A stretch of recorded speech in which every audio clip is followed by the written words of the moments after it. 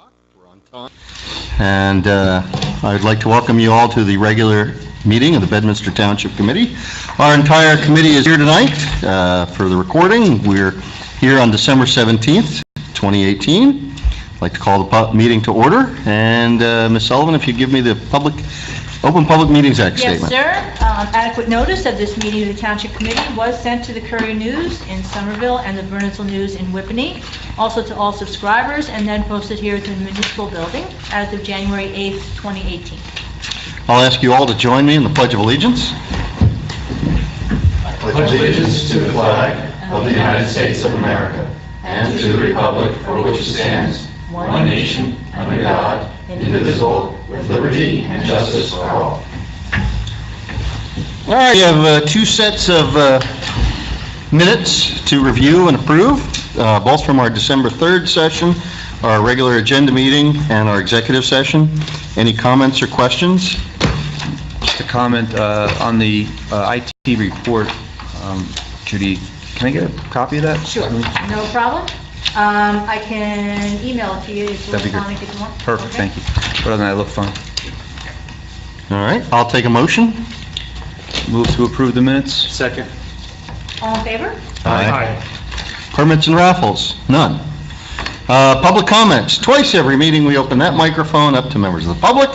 If they have any comments, come to the microphone, state your name, your address, and your comments. We also have one opportunity at the end of the meeting. Seeing none, we'll move on to monthly reports for our subcommittee chairs, and we'll start with Mr. Stevenson. Thank you, Mayor. Good evening, everybody. I haven't had any meetings from our last meeting here. Just wanted to note for the committee, I'm starting to dig into some of our personnel policies, which hopefully we'll get on in the future, but that's a work in process. And hopefully I'll have a report from the subcommittee meetings at the next meeting. Terrific. Mr. Hickey. Mayor, good evening, thank you. Let's see, rec was canceled. Board of Health, canceled. So I'll have to steal from the Environmental Commission. I got a call from the folks doing the Lamington River project. Oh. And they indicated they are in the process of doing their DEP permitting, but they may go through NRCS as the applicant. If that's the case, we as the largest landowner may have to do a further approval. So they will submit whatever documentation that's required over to us, and Mr. Bellardo or his colleagues can review it. And that's the only update I have. Thank you, Mayor. Thank you. Mr. Jacobs. For the Environmental Commission, we've got a meeting coming up this Wednesday. The chair of the EC just showed up, but for this Wednesday, we'll have an appearance by Cindy Aaron-Clue from Raritan Headwaters Association, just once again reminding folks of the good things they do up at Fairview Farms. And on Land Use Board, Mayor, I will defer to you because you gave a presentation of the Master Plan Committee or Subcommittee at last week's Land Use Board meeting, and you can brief us that in a few minutes. Other than that, that's all I have. Ms. Santucci? Thank you, Mayor. No updates last time, no meetings. It's our last meeting. Well, we can make it a combination of reopened public comments, or does Committee Woman-elect Moreski have any comments? Okay, seeing none. The Master Plan Subcommittee, number 2, gave a report last Thursday night, building on Mayor Holtaway and Committeeman Hickey's report from earlier in the year. We distilled things down to essentially 3 recommendations. One was to look at the western part of town and try to revitalize the idea is that the best preservation of large estates is to make them valuable. And the good news is we're already doing that through initiatives like the Farmers Market, which is promoting the agricultural part of that region. And we've got a lot of folks that are working diligently with things like Monmouth at the Team and the Essex Horse Trials to put us back on the equestrian map so that these properties are highlighted as places where people can buy large tracts of land to keep equestrian facilities on board. But also we looked and tried to see, well, what is it, who are we competing with? Which is more along the lines of Westchester County and out in the Hamptons, out on Long Island. And so are there anything that they're doing that we don't do, or is there anything that could be more desirable? And one of the things that bubbled up was that we've noted that some of the landowners find that being able to keep farmhands on the property has been difficult because of accessory dwellings. So we've seen in the past where somebody might own a 70-acre tract, and they'll come to us and they'll want a subdivision, and the whole reason for the subdivision is so they can put a small dwelling on there so that a farmhand can live on the property. Perhaps we want to revisit those rules and see if we're being a little too restrictive. Another thing is more of just a promotion, and that is we've got a wonderful volunteer equestrian trails network throughout the western part of town. It's been there for over 100 years, in fact, probably since the beginning of Bedminster, but really came to importance, with the advent of the automobile and the roads getting paved. Well, we've got 18 miles of dirt road for a reason, but we also have all these equestrian trails. It's a handshake agreement amongst the property owners, and probably in recent years, people feel a little bit more concerned about trespassing and people being litigious, so you get new owners in there, and maybe they're not as interested in opening up their portion of the trail as others. We want to be able to figure out how to encourage that sort of thing. And you've got to do that kind of with a deft hand. So Rich Travellini had some wonderful suggestions about, as we go into the new year, having the land use board bring in stakeholders and have smaller meetings where we focus on some of these issues, maybe see if a loose group of people that do the trails can be more of a formal trail association, something that just encourages that use in the western part of town, and probably mostly through word of mouth, encourages that. So that was one of the three recommendations. The other recommendation was looking at the commercial corridor and looking into opportunities for mixed use. We spoke with real estate experts. We also spoke to MetLife, which is a landlord for AT&T. Of course, a vital concern is if AT&T went away, but also I think MetLife told us that a potential may be that AT&T doesn't pack up and leave, but maybe has a significantly less of a footprint, maybe drops 40 or 50% of their occupancy. And how do you transform that site into something that's now a multi-use tract? So we're looking at the potential for mixed use. Mixed use could be residential. Mixed use could also be different types of industry. And we would be looking at other types of business and industry that would be compatible. But mixed use probably the most popular among those. We also got some advice from other developers talked about the mixed residential luxury apartments, with the idea that you have empty nesters, folks that no longer wish to have a freestanding home and a yard and would just like that all taken care of, but would like to stay locally, stay in the Bedminster Somerset Hills region. And that we're finding out that some of these mixed-use developers will have apartments in conjunction with retail and dining establishments, and in some cases, they subsidize the dining, the Starbucks. To have a Starbucks in your complex, they may not even charge any rent or just a token amount of rent. And the idea is that that correct retail mix is what attracts the people to the residential portion. But also, as the recommendations came along, is also we need to be careful about all that, because I think the volume, if we do allow use, if that is something that we go forward with, well, to how much? We've got just under 9,000 population. We could open up several tracts and find ourselves, shortly with 15,000 people. And I don't think, we would have to be looking to see if that's something that we really want, if the schools and the infrastructure can really handle that. So we've got to go in with a measured response. So the recommendations really beget going into 2019 and holding meetings and trying to bring stakeholders in from the community and really airing this publicly. The last thing is something I've been talking about for a long time. It's probably mostly aspirational, but I wanted it on paper. John Mance was my inspiration for a part of it. and that is is traffic patterns in and around Pluckerman. Specifically, if you're a morning commuter from south of town in Bridgewater and you want to go to a big city to our east and get on 78 going east, you've got to drive all the way through Pluckerman. You've got to go up to the jug handle by River Road. You've got to come back on south on 206, get on 287 going south, then pick up another exit to go east. Boy, wouldn't it be nice? Not a four-way cloverleaf, but what if you had one on-ramp going from 206 north to 78 east? All that traffic that is south of us wouldn't need to go through Pluckerman. In the hills, especially the north part, the Hills Village North, or the Highlands, or up in the Bernards Township portion of the hills. How do you get there? Well, you take, I think it's 22A, the new 22A around the Exxon station. You hit a jug handle for Hills Drive, then you backtrack the other way on 206, and then you take off ramp to get Schley Mountain Road. What if, and this is where John's brilliant idea came in a couple of years ago, what if you went 22B, the exit that makes the River Road jug handle, but there was a fork that took you to merge onto Schley Mountain Road.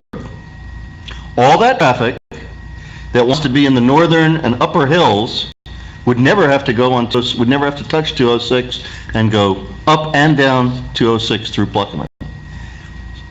Morning traffic and afternoon traffic, and any type of development is going to beget traffic. But if we can do some things to mitigate traffic, well, I think that's something that we would like to see. Our master plan will not cause that to happen. That's an NJDOT thing, but I wanted to leave with that on the record that that should be something that we want. So that is yet another thing that the Land Use Board next year should be airing out for public opinion. And that was essentially what we delivered. Other than that, didn't have anything else. So we'll go to Administrator's Report. Ms. Sullivan? A couple things. Just a reminder, reorg meeting is Friday, January 4th, 7 o'clock. Betty Merck dinner. Betty Merck dinner. Please, registrations and reservations are coming in, trickling in little by little, but just help get the word out. It's on our website, the forms available. Make a reservation. We need. Too often, people are calling day of, is it too late to put in my reservation for dinner? And yes, it is too late if you're calling on Friday. We need to give the numbers over to, by Tuesday the latest, so, which is when the day we come back, January 2nd. So, just putting it out there. And we are confirmed with the Board of Ed? And the Board of Ed had their meeting, they confirmed they are joining us. They're actually, the Board Administrator contacted me, she's putting together her portion of the agenda. She's going to ship that over to me when she's done, and we tweak it up a little bit, but we work together. Okay. It'll be good.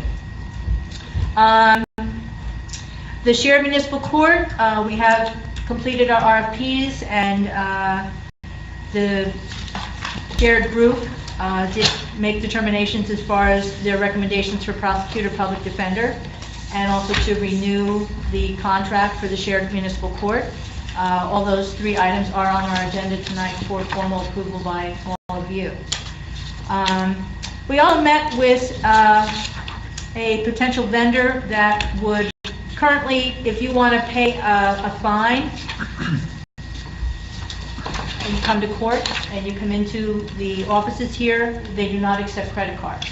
You can pay for that ticket online through the state system, but if you're here after court and you want to use your debit card, we do not have the ability to offer that, cash or check. We did meet with a vendor that would provide that service, and it's done with, I'll call it a courtesy fee that's just added on to the fine that pays for the system. So we're looking at that and other vendors as well. I'll probably forward it off to Committeeman Hickey, since you were helpful with the program we're using for our taxes here. We're going to reach out to people we have for our tax system as well for a proposal, but we're looking into it. Okay. And the electric pumping stations. We met last week, Committeeman-elect Moreski, myself, John Mance, and Tim Walter from our Environmental Commission met along with the potential contractor for that project. We have a $30,000 grant from ADEP to install 6 charging stations. We kind of walked the parking lot, John did with the contractor. We had a pile of paperwork that needed to be sent back to the state that Renee and Tim and I spent a considerable amount of time figuring out. But that actually went out in the mail today, so hopefully, you know, we'll take the next step soon. I don't know if the contractor really gave us a time frame of how long it takes to actually put it He in. did not, he didn't indicate anything. I think we need to award that contract to him. Anyway, Right. And then we can get a time. Right. I think one of the downfalls to this that I saw, that I heard today, was that we need to dedicate 6 spots for electric cars. And they have to be identified that way. So I don't know if we want to somehow alleviate some of the regulations as far as enforcement when there's court, because we're going to lose 6 spots. I think 90% of the time will be okay for the most part, but during court days, it gets pretty hectic. Yeah. And the 6 parking spots or the 6 stations would be, Right, yeah, so it's the center island, so what it would be is, it would be back to back for the most part. So between the 2 stanchions, or the first, there's 3 stanchions out there, between the 2, we'd end up with 6 spots, 3 and 3. 3 and 3. Adjacent to the pad, the Fenton pad? Yes. Yeah, yeah. So, I mean, what we're gonna do is we're gonna not use the first spot closest to that, but the next bunch of spots. So, I guess they have to be signed. But to delegate 6 spots for only electric charging stations is difficult well, on Tuesdays. as of now, we don't have any Well, vehicles. they'd be empty all the time. Right. Until such time as they're not empty. So, right. Right. It's coming quick. It is. That's underway. And that's all I have. All right. Discussion on introduced ordinances, scheduled for public hearing, introduction of ordinances, but we do have one public hearing, and that would be on ordinance 2018-013. This is an ordinance authorizing the sale of the municipal property known as 130 Hillside Avenue, Block 28, Lot 1. This ordinance authorizes the sale of the former Township Hall property known as 130 Hillside Avenue. And public hearing is scheduled for now, December 17th. Can I get a motion to open the public hearing for 2018-013? So moved? Second. All in favor? Aye. Thank you. Is there a member of public that wishes to be heard on ordinance 2018-013?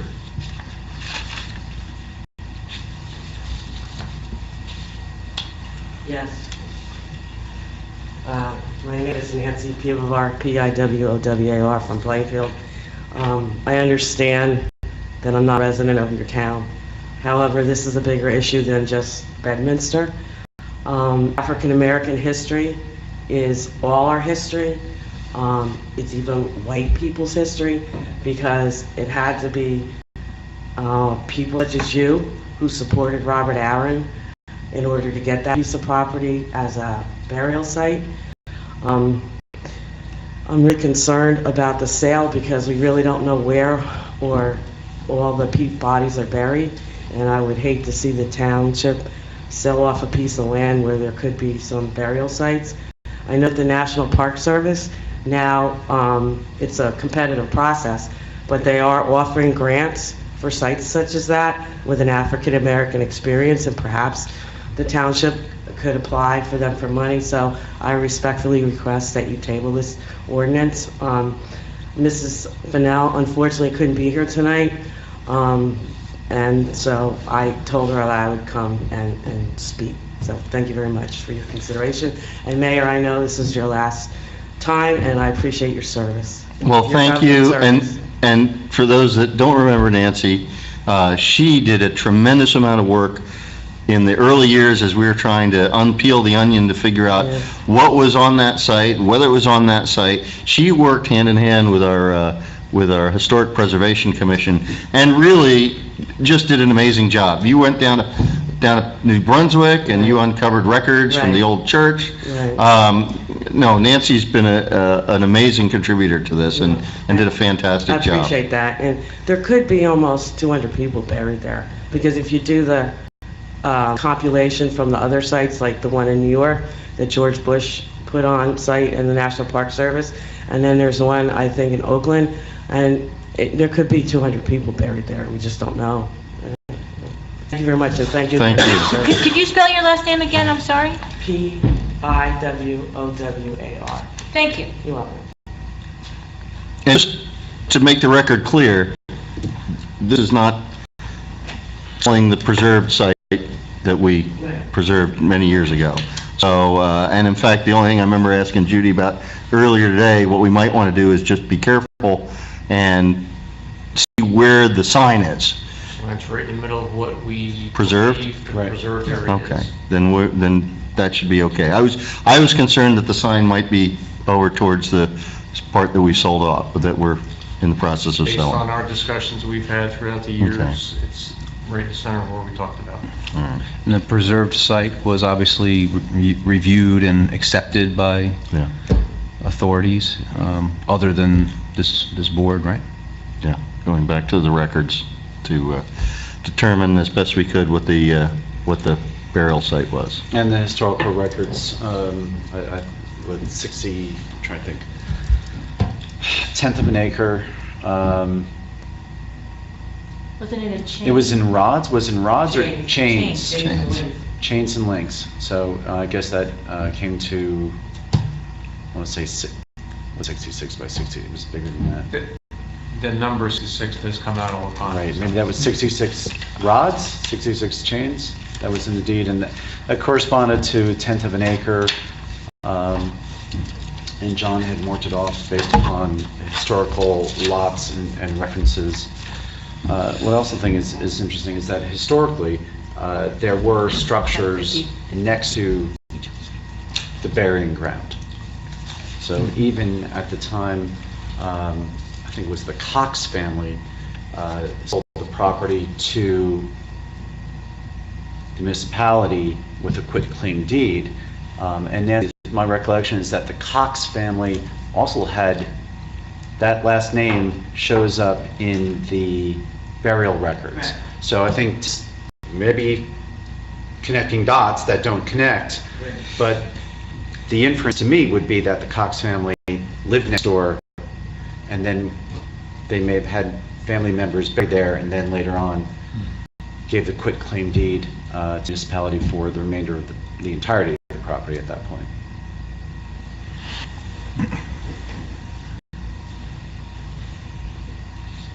Anybody else wish to comment on ordinance 2018-013?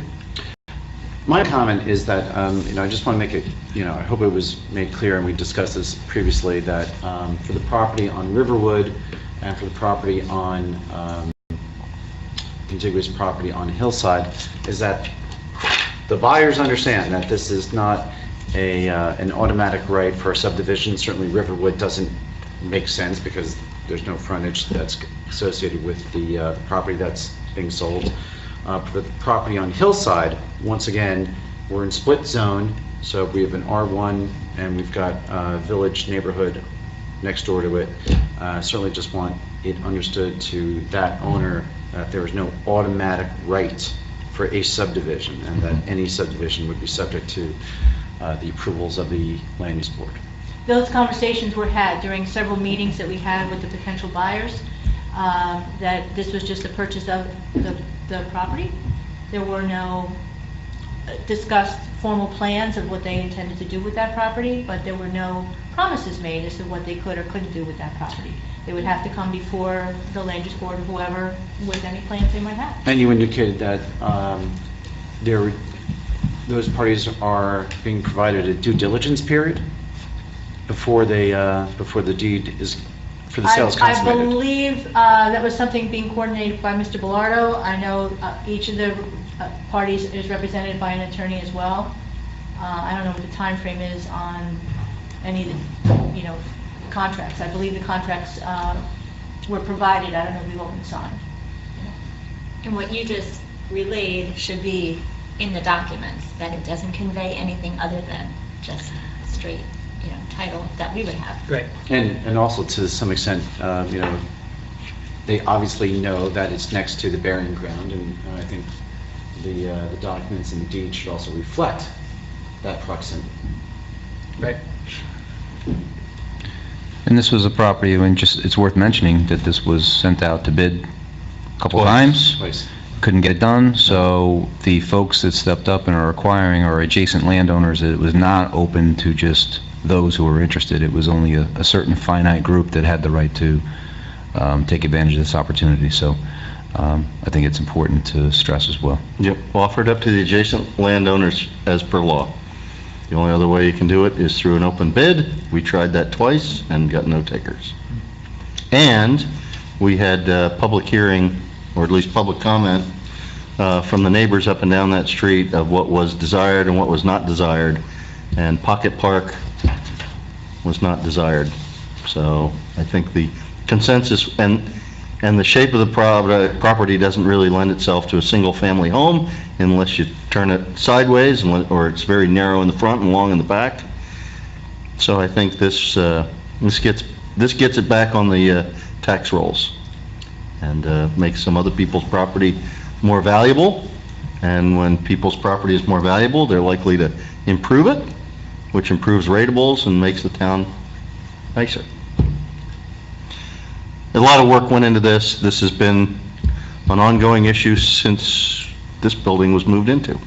So I thank the staff, Judy and everyone, and John, for all their help on this. And just, Mr. Kerwin did stop in if there were any questions about the fair market value or anything from the Township Committee. He wanted to make sure he was here in case you had questions. Thanks, Ed. Thanks for coming out. Any other comments or questions? Can I get a motion to close the public hearing? So moved. I'll second. All in favor? Aye. Thank you.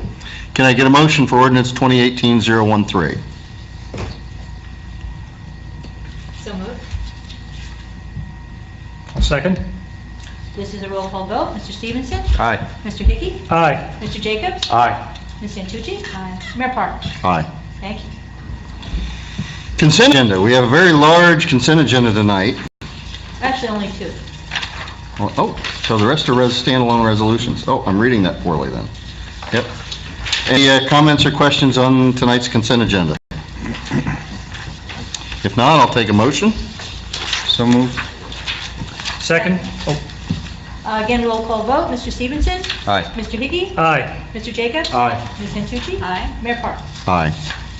We do have quite a number of resolutions, starting out with Resolution 2018-098, and that is the renewal of our shared court agreement. Any comments or questions? If not, I'll take a motion. So moved.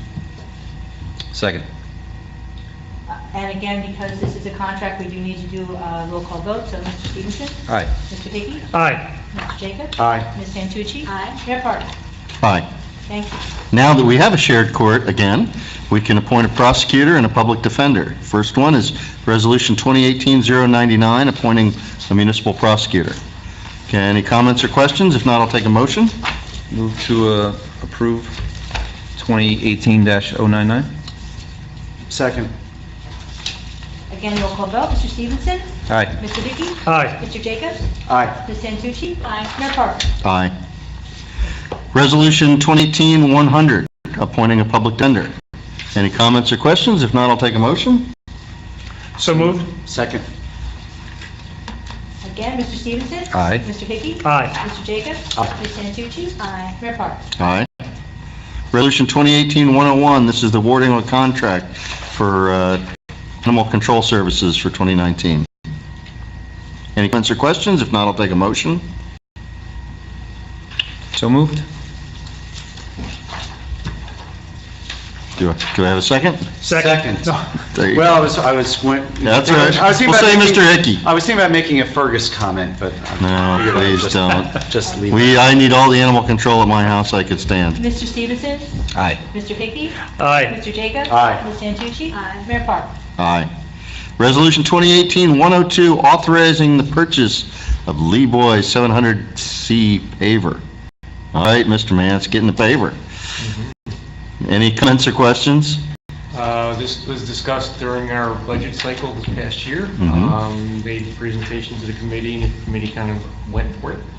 This is purchased through the Middlesex cooperative purchasing program that they have, and Jesco of South Plainfield is awarding this contract.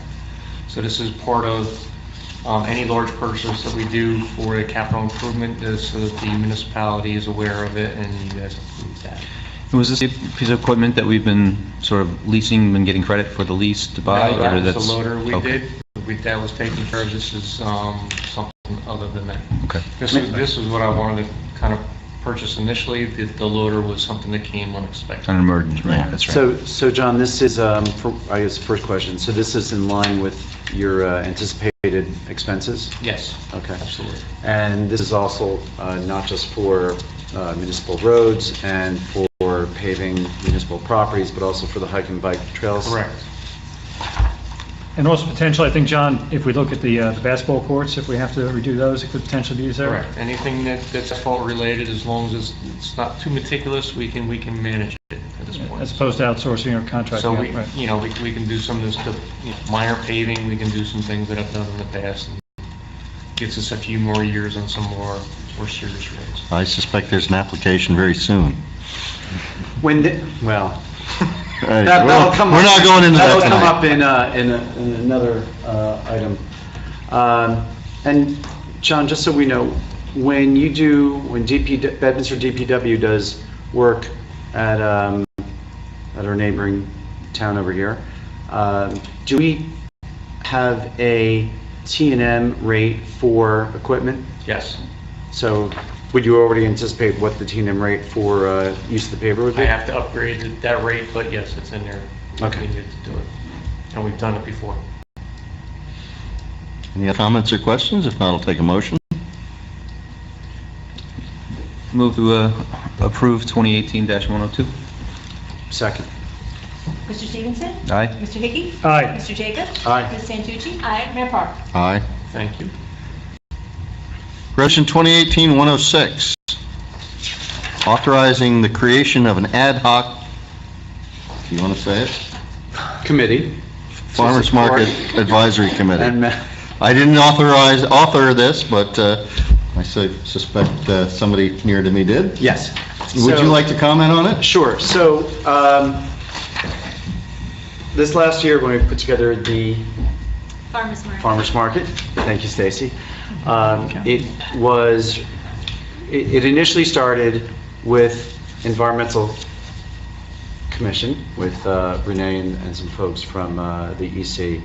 And then we actually moved forward with creating the Ag Advisory Committees, right? So now we had both EC, which sort of where we, which was the germ of the concept. And then we had the Ag Advisory Committee, which was actually tasked with providing advice and recommendations regarding the agricultural use of lands in Bedminster. So we sort of on an ad hoc basis took some folks from EC and took the entire Ag Advisory Committee, and we had a Farmers Market Committee, and we ran that way.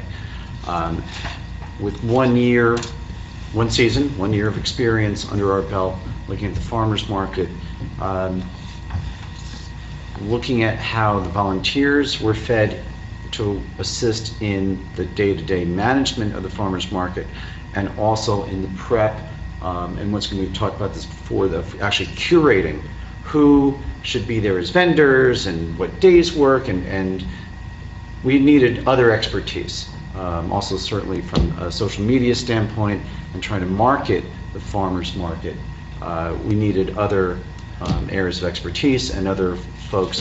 And I thought the idea of keeping it linked to EC, the Ag Advisory Committee, and then having some rotating members of the public who may just be interested in the farmers market gives us an opportunity to have additional volunteers and additional brain power to move the market forward as we enter into what hopefully is another successful season.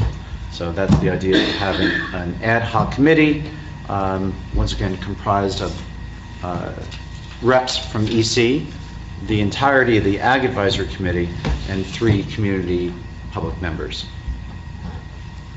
Any other comments or questions? I just note for the actual resolution, that we just update the list of folks. We've got Mr. Payne and Mr. Olson on here. Oh, okay, my bad. Sorry, we used an old ordinance or No old problem. resolution and changed it. So noted. Sorry about that. Would you like to move this? I will move to introduce resolution number 2018-106, Do we have ad a- hoc farmers market Do we committee. have a second? I'll second. Is all in favor? Aye. Okay. Resolution 2018-107, authorizing the current funds transfer of $1,300. That's actually a typo. It's Yeah. not 1,300, it's actually 10,120 Ooh. and 25 cents. So this is just, we have not enough money in one account and too much money in another account, so this is moving it from one account to another. It's not additional expense to the taxpayer or anything like that. So we have two areas where we have a deficiency and two areas where we have some extra money. So it's moving the money around a bit. Okay. Oh, I see. All right, so yes, that's the new resolution in here. Right. Okay. Any comments or questions? If not, I'll take a motion. So moved? Second. Roll call vote, Mr. Stevenson? Mr. Hickey? Aye. Mr. Jacobs? Aye. Ms. Santucci? Aye. Mayor Park? Aye. And finally, a late addition today, Resolution 2018-108, supporting the Oath to Progress recommendations by the New Jersey Economic and Fiscal Policy Work Group. Some of you may have gotten a letter about this over the weekend. This is born as of the program that some of us attended on the last day of November. Senator Kip Bateman sponsored Senate President Sweeney down in Somerville, talking to elected officials with regard to a bipartisan effort going forth to try to work towards some resolutions to pension reform and basically the high cost of taxes and government in the state of New Jersey.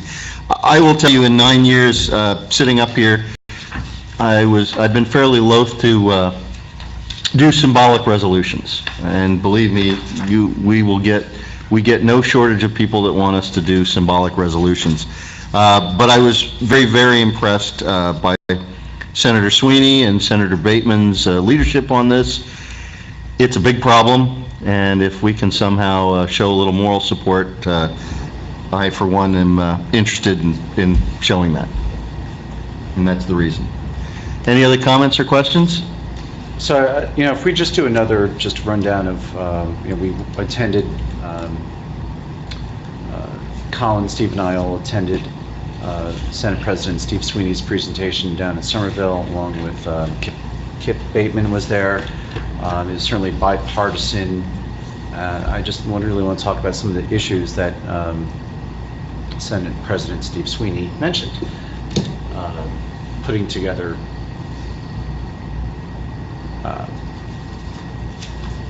looking at those towns who have small education systems and taking, if you're under a certain size, merging with a larger school board, right?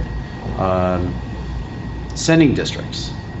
The idea that if you're a sending district, you should be merged into the district that you send to, and essentially creating legislation that would impose some of those obligations on those municipalities or on those school boards and affect those consolidations.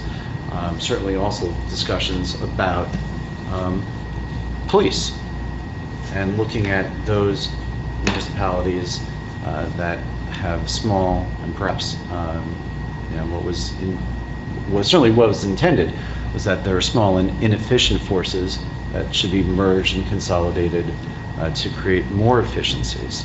That may be on a case-by-case basis, but there's an overriding principle of affecting those efficiencies when municipalities are unable or aren't willing to do so on themselves or by themselves.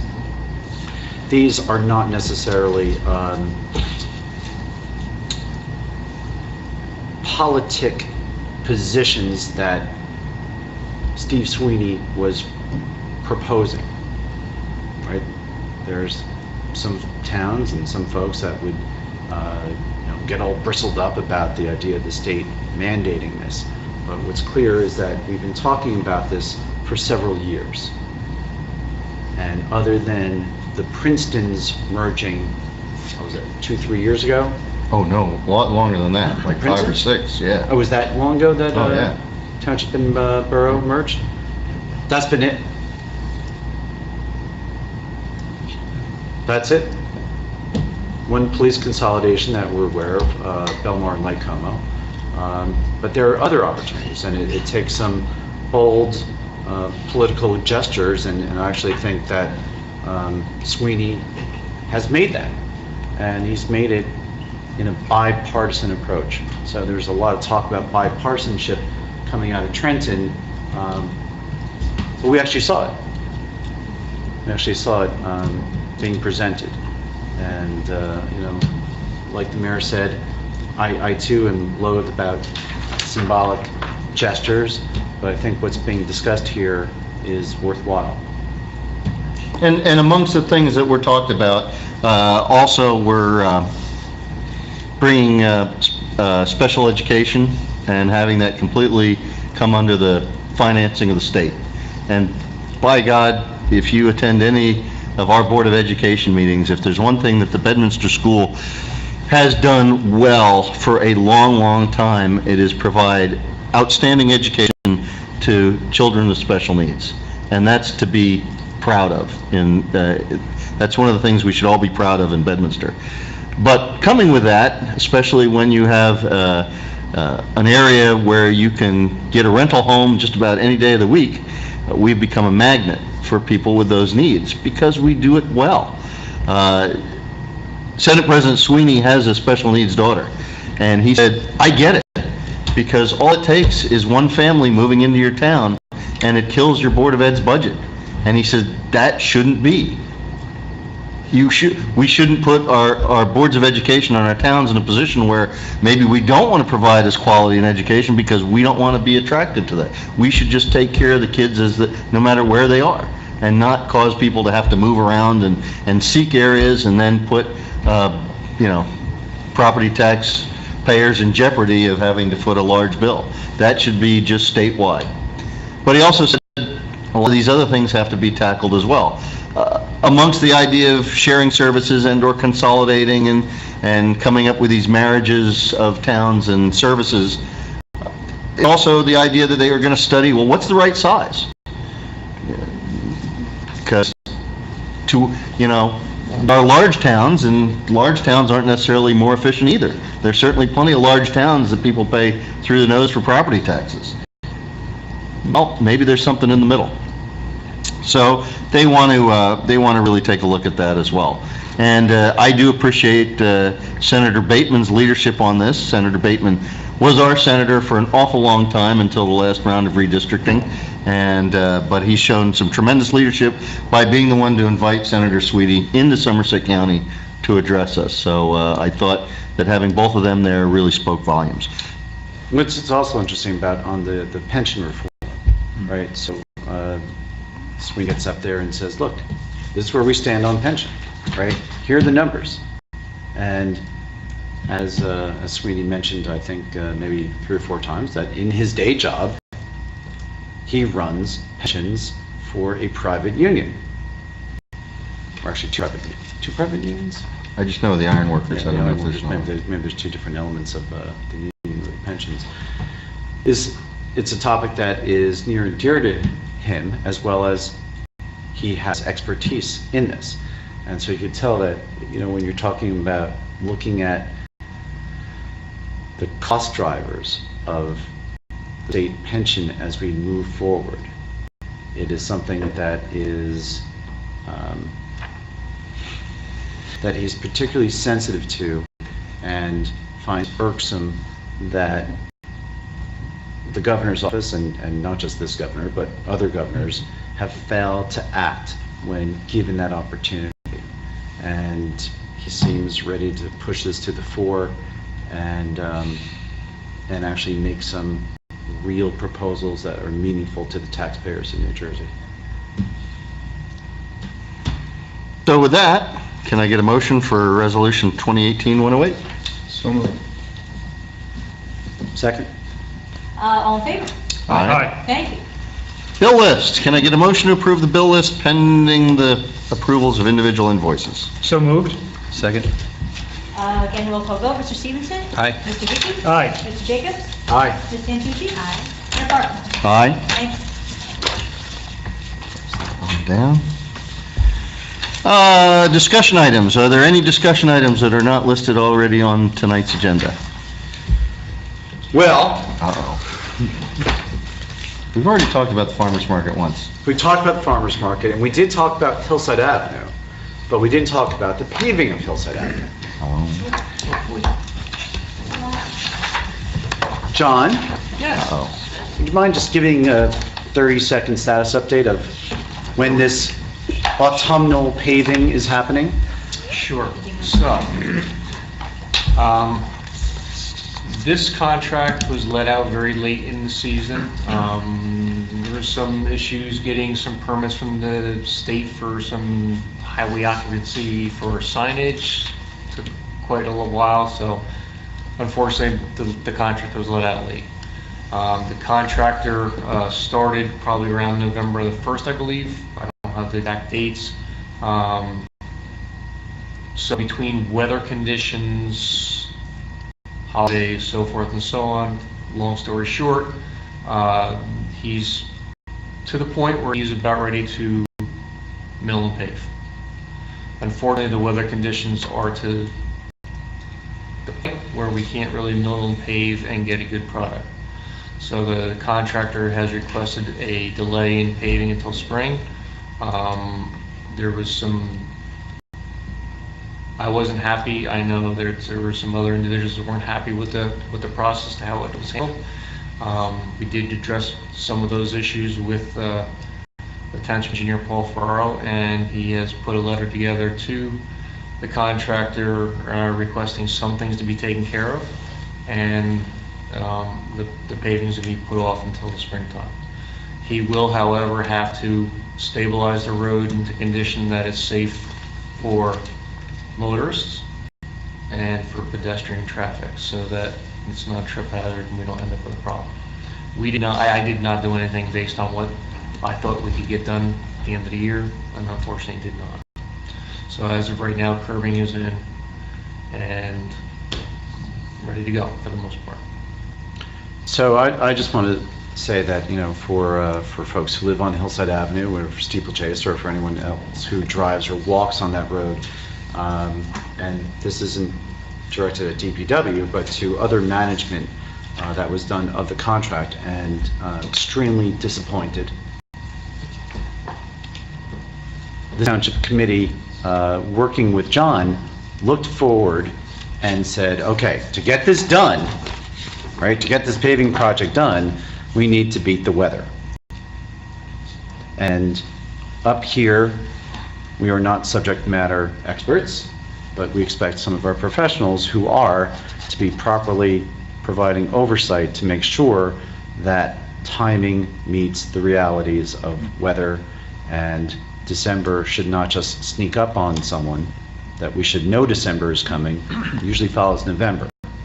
We let the contract out purposefully to get this project done, and it's not happening in 2018.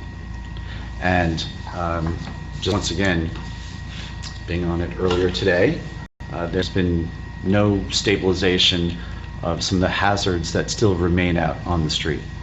So if, whether it's our town attorney working with our engineer to continue to provide oversight of the contract and to make sure that those repairs and stabilization for this winter occur and occur on a timely basis. We pulled the strings this summer because of a lot of delays down at NJDOT in trying to get the grant so that we could get it done in a timely manner this fall.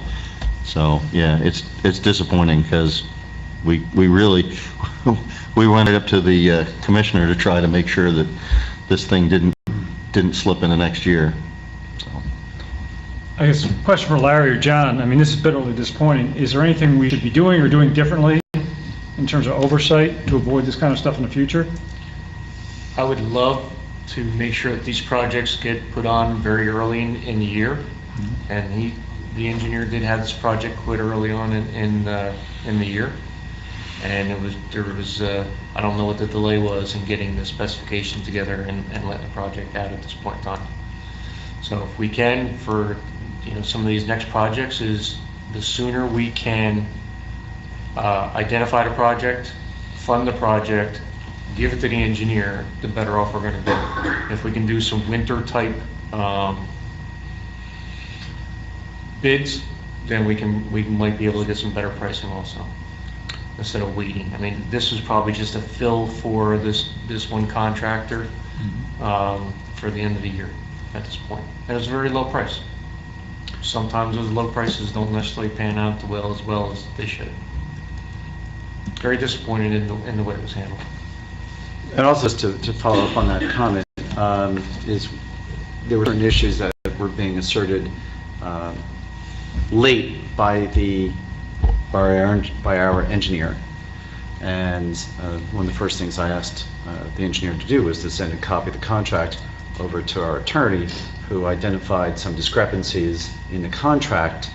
And I think on a going forward basis is to make sure that those professional services and those contracts that are then let out, that we have our counsel run their eyes across the contract to make sure that to the extent that there is enforcement that may be needed, that it is properly vetted by as a legal document. Yeah. So where are we right now? The request is for an extension. Who's interacting with the contractor, and are there any asks of the township at this point in time to give the extension? Well, the letter that our engineer had sent out on December 4th, which is a copy of sitting out here, actually was vetted by John Bellardo on behalf of the town, and Judy as well. So there were asks made in that letter directed at the contractor that, hey, if we're going to let you continue the project over until spring, that you make it safe with some checklist and punch list items that I believe, trying to think if it was the engineer and John with your office as well that identified some of those issues. I sent something out this morning. I was not here on Friday, so I did not respond to that one email. So I responded this morning, which is probably too late from the weather, for the letter to go out. I just wanted to make sure that the contractor knows that he needs to maintain the safety of the roadway throughout the winter months until we get to the paving portion, so that we're not obligated to do that, since he pretty much owns the road at this point in time. What does that mean? What does that entail when you say maintain the roadway? So What are if some we examples? determine that there's a road hazard in a pothole that's substantial enough, I'm not going to bring him out for a little pothole, but substantial enough, we're going to have to call the contractor to come out to take care of that. And he should be amenable to it. He should be able to come out and take care Is of that in the agreement? it. That's what was kind of... That was in the letter. The way that I know that the group of us had a discussion, and I know the engineer heard exactly what that discussion was, so he needs to make sure that that happens. So it's not in the contract because the contract anticipated Right, it would but be done by now. Correct. So in exchange for our engineer authorizing them to come back and finish in the springtime, That's a new agreement. correct, which is why the first thing was make sure that John and the McElroy firm got a chance to review it to make sure that the requests were being made would in fact be enforceable. I think if they have not yet responded to our request that they maintain? That was sent out late Friday, so. Okay. I'll follow up with Rich Kwame, who's the resident engineer, on tomorrow and find out what the schedule is for completion and finalization of things until spring. Thank you, John. Any new business on the last regular meeting of the year? Okay. How about old business? Short-term rentals, anything new in the world of short-term rentals? No update from the last meeting. All right. Engine braking, anything new in the world of engine braking? No update. I guess a question for you, Judy. The sign, is there a time frame when we can put the sign back up? The Jim and I had a discussion, actually today about, possibly purchasing some other, solar-operated speed signs, okay, to address some of the speed issues.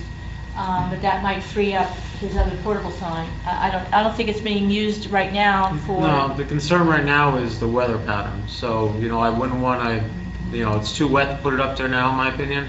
And then if we get a snow and we need that for an emergency somewhere else, now it's buried. Unless the DPW is going to come out and, recover the sign. It's just, it's a bad time of year to put any of those portable signs in the location that we currently had it. Doesn't work. Well, while we're on the top of the signage, you did talk about the solar-powered signs, Right. which I know is not on this old business item, but the speed signs. Any idea of what those expenses are? Chief has it. Nope. We're able to identify 2 vendors. They were nice enough to send over quotes. On the cheaper end, this is a standard sign. It's not, it's permanent, solar powered. It'll display the speed of the vehicle approaching it, as well as it'll have a posted speed limit sign behind it on a 2-inch by 2-inch post, anywhere from $2,500 to $3,500 each. The concern is that, the one vendor says no shading, so I don't know how that plays out on a well-shaded road to actually power the sign. And then obviously you can add the bells and whistles. If you want to have the ability to collect data on the cars, then that's an upcharge, and the capability either through Bluetooth and you have to go there and extract the data, or if they could send it into the air like an LTE where you can get it at any time. So, at the low end, you're looking like $2,600 per sign. Now, Just without installation. Thanks for the numbers. Do you know if on the low end, it gives you like feedback, flashes at you if you're over the speed limit? It'll give you, the speed limit signs underneath it, and then above it will register your sign and flash. If it's above? It'll say your speed is. Yeah, but, sometimes, not that it's ever happened to me, but sometimes if it says that you're going faster than the speed limit, it will like be obnoxious and flash at you to get you to sort of pay attention. I'm Is not that- sure, I didn't drill down, but, judging from the portable sign we have that's old technology, I'm sure you have that ability here Okay. to set the speed that you want it to Right. come on at, and then when you become 5 or 6, 7 miles over, and then you get that beacon strobe. Okay. So I've heard. Is there any maintenance requirements for these? Cleaning, batteries, anything like that? No, it's solar, and most of them, I think there was a 2-year warranty out of the gate. Obviously, if you have a motor vehicle crash and they wipe out Yeah. your sign, then you're back to square one. Nothing you can do about that, yeah. Insurance. If you had to pick roads and number of places where something like this would be beneficial, how many? Well, let's face it, you gotta put on any road you decide to put it on, you wanna have one in each direction, you can't play favoritism. So the low speed roads are the ones to look at. Currently, right now, obviously, Black River is always a hot topic, as well as, in the village of Pottersville, as well as Robertson. So minimally 4, but the question is if, start mounting these and everybody likes them, and then, when do you stop?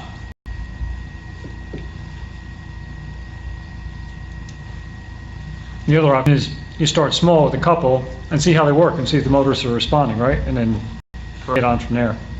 But to me, the way to go is permanent mount versus, what we have now, and it's battery operated, and you have to physically take it out, and you have to physically, draw the data down, and, it's just that. So, this is a heads up warning, and, I don't know. You mentioned the two-way element, but if we're looking at the Black River Road scenario as an example, Is it just the one way coming out, or Northbound? was it, It's both. it's both? I think it was described by the, Mr. Brown? Mr. Brown? That it's one direction because they're slow going through and then coming out, and on the other way, they're sort of decelerating. So they're decelerating as they're coming back into Pottersville Right. and accelerating as they're Coming coming out. in That's Pottersville. right, that's right. But it's still an issue. I mean, like the chief said, I don't think you can do one without the other. Yeah, no, I agree. I think it should be on both sides. But on the other side too is the area where we could potentially put this in the location of the Brown residence is highly tree covered. And we have to identify a spot. And I don't know if we can actually identify a spot that's not going to affect some other property owner that may or may not want this there. So we may have to get a field site visit from the engineer to identify where those could potentially go. It doesn't make sense to put them up if they're not going to work. All right. 56 Tuttle Avenue. Anything new on that? Have we heard, has the title search been conducted? The property owner at 56, you pretty much contacts me either by phone, by email, or comes in personally to ask for an update daily. She's eager to move forward. Right now, we are waiting on the title search. I did reach out to Mr. Blarder's office last Friday. He said it could be 2 to 3 weeks, so we don't It's have- ordered through 7. Okay. All right. Pluckerman Park, we got an update, I guess, last week from Mr. Price that some of the things that were identified were fixed. Yes, actually, some information in your package from Mr. Price. Well, I will tell you, on the heels of that report, I made my own personal site visit to see, and with the exception, I went during the day, and I actually zipped through there at night just to see if the lights had been fixed. There was still some of the stand-up lighting in more of the back corners residences. They're kind of poles with a little light on the top of them. There were still 2 or 3 of those that were inoperative. I don't know if that was even one of the things that we cited, but I know particularly the sinkhole was fixed, and there were a lot of handrails that appeared to be fixed. I actually got out and shook one to see if it was as sturdy as it was supposed to be, and it's not pretty, but it does appear that a lot of the things were addressed, and hopefully they will be long-lasting fixes. I don't know, but if you're looking for pretty, you're not going to find it there, but it does look like it's safer. The most concerning, I think, was the sinkhole, Yes. and that was repaired. Then there was further sinking, Oh, but I I think it settles a little. but it was then filled a second time. So Stabilized. Now it's supposed to be fine, so. There's a reason they happen, so. yeah. Well, hopefully in the spring, hopefully Mr. Price can check on it from time to time, and just make sure that those things are lasting. So, in that regard,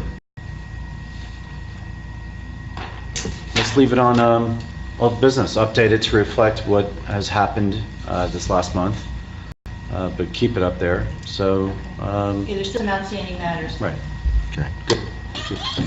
But at least we can say some progress was made, which is nice. Public comments, the second and last installment of public comments. Anybody wishes to be heard, use that microphone, state your name and your address. Seeing none, we have an executive session, and we do have public township committee comments. We do have a resolution coming out of executive session, so there will be some further action. So what we can do is we can go through township committee comments now if we wish. Mr. Stevenson? Thank you, Mayor. Although we didn't have any subcommittee meetings since last meeting, I did have the privilege of attending 2 concerts, one at the Bedminster Township School. Outstanding, great job by Josh Copeland, always does a fantastic job with the singers, the bells. This year did not disappoint, super job. Also was up at the high school and saw their winter concert as well, and just outstanding. A shout out to the Madrigals, is the Berners High School elite, if you will, singing, chorus, choir, whatever you want to call it. They were invited down to the White House, and they performed at the White House, and a little clip came around on social media, an interview of Newt Gingrich, who was sort of being accused of being at the White House for interviewing for chief of staff, and he said, no, actually, I was going there to see the decorations, and in my travels, there was a wonderful chorus from New Jersey there. So it was nice, it caught national attention, that was neat. But I think that's really cool stuff that they were able to do that. And if you can get to one of the concerts, I do highly suggest it. It was really good stuff. And then I just want to point out to the fact that, as my wife and I looked around at places to set up shop, for the long term, one of the reasons that was so attractive to us was the school system here, the high school, and it's coming home yet again this year with admissions, and I just want to give shout out to some of the folks here sitting to my left. Congratulations to the Hickey family, the Jacobs family, great admissions on incredible schools, and again, another example of how outstanding our school system is, and it just drove home the point of why we chose to live here. We could not be more thrilled with it, but just congratulations. I know that you got to be very, very proud. I don't know, Steve, if you got news from Pingree, but that's, I guess, in the future. It's just really, really proud of the kids here. And then lastly, Mayor Parker. This is my last chance to sit here with you, and I'd be remiss not to say a couple words. I do look forward to saying more things at the reorg about you, but it's been a privilege to serve with you. I think that it's been 9 years, and I think anytime you do a board and you volunteer your time, the true test of it is, do you leave it in a better place than when you found it? And I think the answer for that for you definitively is yes. We've been privileged to have you lead us for so many years. I'm particularly privileged for sitting here with you, your ability to handle dicey issues. I'm a litigator by trade, so I kind of like the dicey issues, but when they come up here, I kind of look back and go, hey, and you take over and you handle it beautifully, and you've left very, very large shoes to fill, and I hope that we can continue to do your good work. But thank you so much for everything you've given the town, and you've sort of passed along to me and the others here on the board. You will not be forgotten, and thank you. Thank you. Mr. Hickey. Wow, I don't know if I can top that, Mayor. He's a hard act to follow. But first off, I'd like to say thank you to Doug for his acknowledgement. 3 of us up here have kids graduating high school this year, and we're all going to some pretty special places next year. And hey, they're smart kids, and they're hardworking, and they're motivated, but it doesn't happen without the support of the teachers, administrators, the Board of Ed, and the PTO at that little school down the street, which do a fantastic job. And you know what? The kids graduate there in 8th grade, and sometimes they don't get to see where these kids actually wind up a couple years later, and it's just phenomenal. And Doug, to your point, it's one of the reasons my wife and I chose to live in Bedminster and stay here for as long as we have, because the school system is just phenomenal.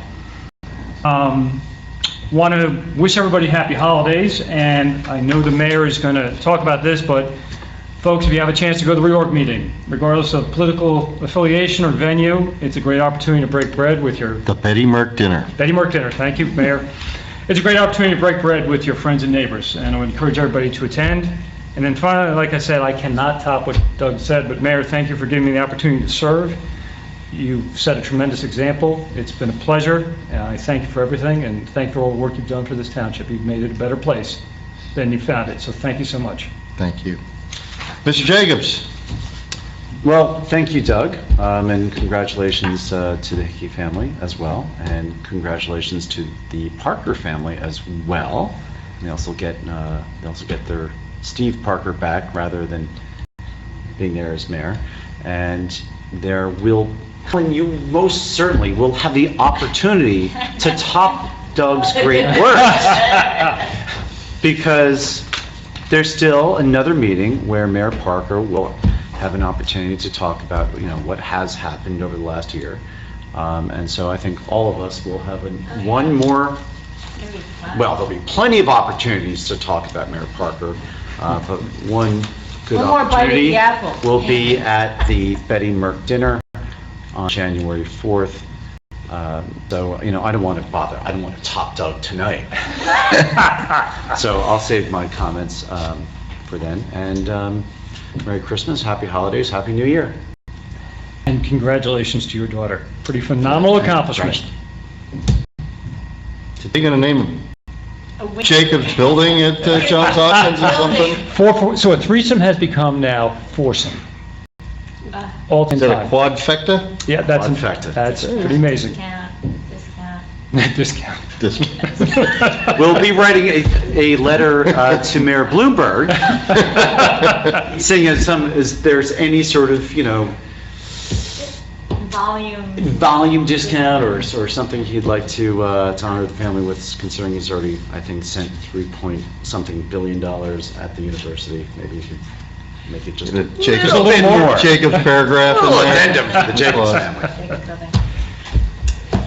Mr. Stacy. Mayor, so your love for Bedminster is so obvious, but you serve with honor. We'll say more things at the reorg. We're all going to be gearing up for that. We might have a little, you know, joint session. But thank you for all that you've done for all of us in town and just as friends as well and neighbors. We really appreciate it. Congratulations to all the great news. Happy holidays. And thank you very much, everybody, for all your hard work and keeping Bedminster. It's everybody together that really makes it work. And I agree with Doug. A lot of times things happen here and we're all like, ah, and you've always taken over and you've done it with such skill and grace. You know, grace under fire sometimes. So we really appreciate it. And true leader. Well, So thank you. Well, thank you for the kind words.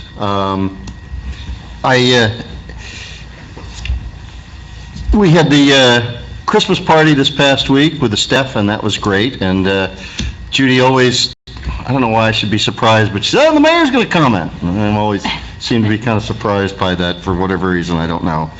But every year I kind of say the same thing, and I know probably every year the staff kind of, it's kind of trite maybe, but it isn't. And I tell them always the same thing in that, you know, us elected people, the elected officials up here, have the great privilege of kind of being in the newspaper and being very visible as representatives of Bedminster Township. And certainly being the mayor, you kind of get a little extra spotlight on that. And it's been a great privilege, and it's also been very easy. And very easy because the folks that work for Judy and John and Carl do an amazing job. We have a small town that accomplishes things like a big town does, but with the service of a small town. I've been privileged to serve with Bill Stevens, Pat Usry, Craig Meyer, whom we still all miss, and Carl Rock. It's easy to think that a small town is safe because it's a small town.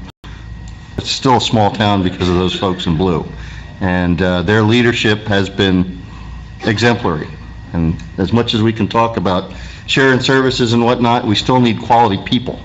And those folks have done quality work for us. John Mance, his folks always make us look good. You're only as good as your road department. You're only as good as the people that keep the infrastructure going.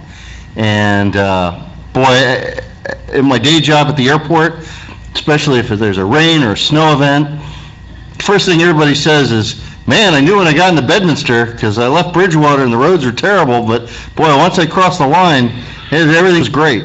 And we all hear that. And that makes it easy. And Judy Sullivan, who was an inspired choice by my predecessor to not only be the clerk, but be the town's administrator, she's on top of everything. She knows what's going on, and she takes care of the people. She takes care of everything, not just the business of the town, but she takes care of the staff. And maybe not everybody agrees or likes the way Mom treats them sometimes, but Mom's always fair. And Mom always takes care of everybody. And she makes us look good up here by everything that she does, all the little details. It's incredible. I've been fortunate to sit on this dais with folks like Jeannie Moss, and Sally Rubin, Bernie Payne, Carolyn Freeman, Katie Rupert, Ken Olson, Bob Holtaway, who made things incredibly easy. People remember, or may not remember, that back about 10 or 15 years ago, it wasn't so easy. This room was full of people, and usually when township committee meetings are full, it's not usually good. And Bob really stabilized things, and it really made things easier as we come through here. And I said it before, and I will say it again, that the 5 people sitting up here tonight, and hopefully soon to be one in another month, in my 9 years, this has been the best group. Not because some of the people that I mentioned weren't as good as the rest of you, but I've never seen a more balanced group. Quite often, sometimes the township committee is one guy or gal, and a lot of people just kind of hanging on. But every one of you really contributes, whether it be to staffing issues we have, or we've got some pretty good legal minds up here, some folks that give a great business perspective on things. And I'm really proud of the fact that this committee really functions as 5 people. So I appreciate that, and I thank you all for everything you've done. And we are in very good hands next year. Larry's going to do a great job, but he can't do it without the rest of you. And Renee, you're going to be fantastic, and I look forward to watching you on the video. No pressure. Which I didn't want to do when we first proposed doing the video. So anyway, with that, I wish you all Godspeed. But we're not done yet, because we've got an executive session, and we probably have a resolution coming out. So stay tuned. Can I get a motion to go into executive session? So moved. Second. We'll see you in the back room. And Renee, you can come to observe.